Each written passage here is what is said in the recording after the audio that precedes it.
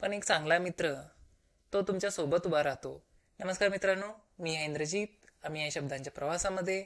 आजचा विषय आहे मैत्री.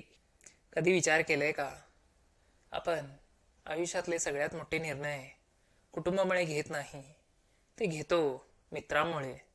जिंदगी ना मिलेगी दोबारा मधला तो स्काय डायव्हिंगचा सीन आठवतो का? ती उडी फक्त आकाशातली नव्हती, ती भीतीवरची होती. आणि ती एकट्याने मारली नव्हती. कारण खरी मैत्री म्हणजे कोणी तुमचा हात धरून म्हणतं, मी आहे तुझ्यासोबत. आपण सगळे कुठल्या ना कुठल्या भीतीत जगत असतो. अपयशाची भीती, नाकारलेपणाची भीती. पण एक चांगला मित्र तुमच्या भीतीचं समाधान देत नाही, तो तुमच्या सोबत उभा राहतो. कधी लक्षात आलंय का, आपण जेव्हा मित्रासोबत असतो तेव्हा आपण जास्त आपण असतो. कुठलाही मास्क नाही, कुठलीही इमेज मेंटेन करायची गरज नाही.